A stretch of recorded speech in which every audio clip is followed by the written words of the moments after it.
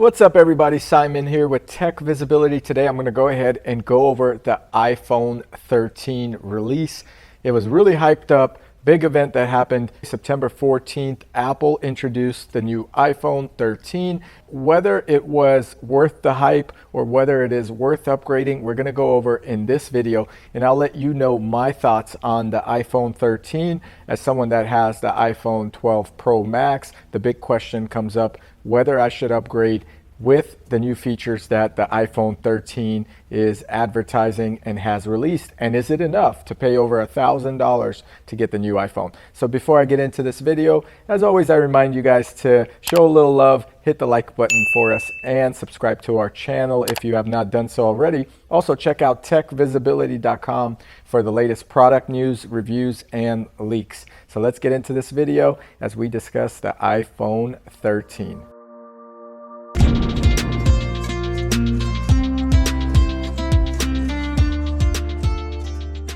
Okay, so here we go, the iPhone 13. Now, when it was initially rumored or discussed, they said they would have satellite communication. Obviously, we knew that it was going to have a bigger camera to take much higher quality pictures. They advertised a better battery life, or an all-day battery life, and Apple's latest processor. They would increase potentially the storage on the phones, which is potentially not necessary because the storage is getting so big with iCloud available. You may not need a terabyte or so in storage. Did Apple deliver on the iPhone 13? That is the big question, and let's review some of the things that they have upgraded. So iPhone is advertising a dramatically more powerful camera system, and they're saying their display is ultra responsive. It's like a whole new experience again, but is it a new experience?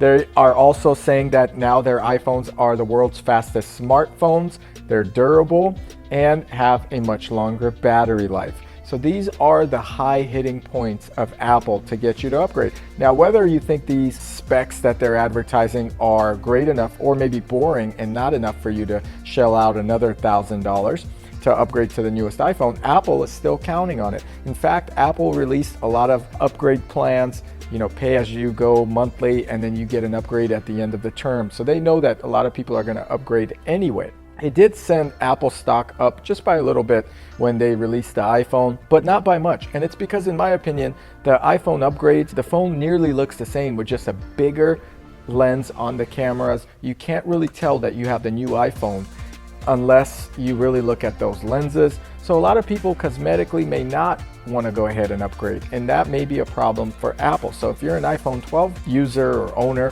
an iPhone 13 may not give you that much leap forward, because the iPhone 12 is actually a really good phone. It's a great camera phone. It still has the wide angle lens. I love using the camera on all types of photos. It's great with low light, especially the Pro Max version. So the iPhone 13 is probably going to be a notch better, but is it better for $1,000? Leave me a comment below. Let me know if you think it's a vast upgrade or is it a boring upgrade. Now with the iPhone 13, they are now advertising surgical grade stainless steel around the frame. That's great for rust. It's going to be 304 probably stainless steel, or even a better quality stainless steel than that, which means it's not going to rust, but is it going to dent or bend? So that means you might have to purchase a case if necessary. They are advertising it to be very drop resistant, which is great. So don't go throwing your iPhone off a ladder and thinking that it's going to survive the test just for the hell of it, and then complaining to Apple that their surgical grade steel did not make it. But that is a nice design. I do like the design of the iPhone 12 and now the iPhone 13. Now their smart glass got a lot tougher. They're advertising ceramic shielded glass. I think that's pretty neat. The glass on my iPhones in the past have all cracked if they hit a stone or an edge the wrong way. So I always put on a screen protector on the glass itself just to make sure nothing gets cracked or broken. And it's always easier to replace the screen protector than go and replace your screen at Apple for hundreds of dollars. Now, what's cool about the iPhone 13 is they have an industry-leading water protection. So you could literally drop this phone in water and not worry about it. It's an IP68. It's the highest rating in smartphones. I love that feature. I personally have had issues in the past with my iPhones. One time I washed one time one went in the pool, etc., etc. So having an IP 68 water protection resistance is great. But their camera system is what they're advertising gets the biggest upgrade out there, and it is supposedly their selling point. So let's look into their camera system and how much better is it than the iPhone 12 camera system. They're basically saying it's going to capture way more detail in your photos. So if that is the case and you take a lot of photos, and say you're an Instagram model or you're doing photos for a YouTube channel, it may be worth the upgrade. It definitely possibly is worth the upgrade from an iPhone 11 to the iPhone 13. But the question is, should you upgrade the iPhone 12? And that's a little bit of a deciding factor. So we really need to see why it's important that this camera system is upgraded and if that is worth the value. And I think the biggest part of the iPhone camera upgrade is the macro feature. Now, the iPhone 12 did pretty well with the macro feature when you zoom in 2.5 times and you kind of place the phone near, but it wouldn't adjust so much, so it'd still be blurry and it's a hit and miss. Now, with the iPhone 13, they're really pushing the macro feature. This is going to be great for jewelers or anyone that's really trying to take a macro shot of an item up close. I think that's excellent. And they're saying you could zoom in up to 2 centimeters and have the craziest details on anything that you're shooting. But not only can you shoot macro photos, you can actually have macro videos, and I find that to be very intriguing as well. So macro video feature is really neat for any type of detail shots that you're doing on small objects or up close objects. I think that is worth the upgrade as well. Now, I touted the iPhone 12's dark mode or shooting in the dark. It's incredible. I mean, it could be very dark and iPhone 12 adjusts the camera shot to really capture any type of shot that you are making. I love that part about the iPhone 12, and the iPhone 13 takes that to the next level. So this is going to be an excellent upgrade as well. So the camera that they are advertising might be worth the extra $1,000, especially if you're into photography. They're advertising from the iPhone 12 2.2 more times of better lighting. That is incredible. If you guys have used the iPhone 12, you know that the lighting in dark mode is pretty good. 2.2 times better is even a step up, in my opinion, and a big leap actually. And their ultra wide lens, their advertising captures 92% more light for portraits, photos, etc. So the ultra wide lens, in my opinion, is going to get you guys a excellent shot now with having more light absorbed into that lens and the sensor. So overall, what does that mean for the camera? You're just going to get sharper, more detailed photos, videos. You're going to get a better macro, and that's what you're really paying for in the iPhone 13. You add that to the upgrades of the better battery life, potentially more storage if you're heavy on the photos, and then also a faster processor, a better screen. This technically is a good upgrade. However, I'm a little bit disappointed by the look of the phone. It doesn't look like a major step up from the generation before, because the past iPhone, the iPhone 12, had a great camera, very good screen, great battery life. I can almost go the whole day using my phone and still have about 10 to 15% in battery left. The iPhone 13 is going to solve that problem even further. The big question again is, would you upgrade if you have the iPhone 12, say Max, to the iPhone 13 Max? And I don't know if I would personally make that upgrade because the phone looks identical. To summarize the iPhone 13, it looks like they are heavily going after the photographers. And in fact, not just the photographers out there, but say the Instagram models or the Instagrammers that use their iPhone as the main phone to take all of their photos daily. There are so many editing features that they are adding to the iPhone 13, post-shot, pre-shot, etc.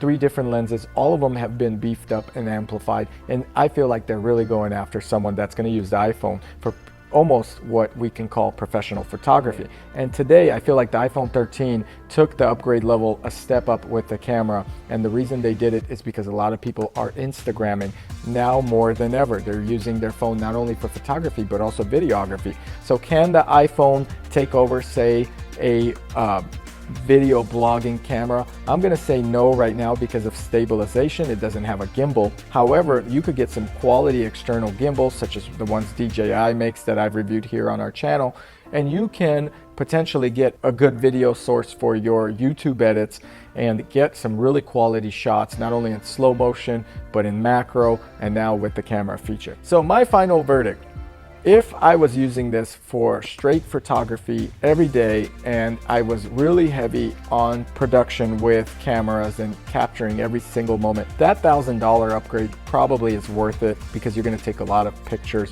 and you want the best quality pictures. Why wouldn't you? So if you are into photography, if you're into Instagram or vlogging, or you have a new child born, yeah, the pictures are going to pay for themselves. So the iPhone is available on 9/24, September 24th. Pre-orders have started.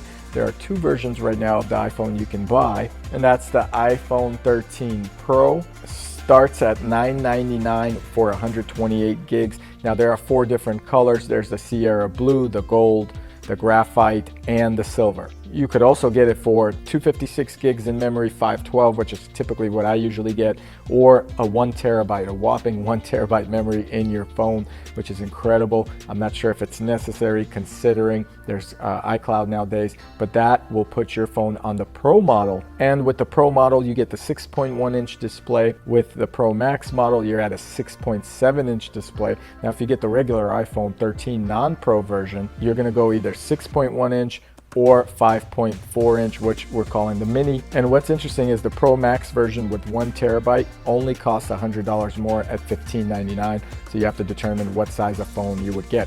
From someone that switched from the Pro to the Pro Max, I could never go back to the Pro. I find that phone to be tiny, and the Pro Max is a perfect size for me to get reading done and watching videos, etc. Both the Pros and the non-Pros use the A15 Bionic chip, so they're pretty fast. The Pro has the better camera system, hands down. It's advanced. That's the one we discussed in this video.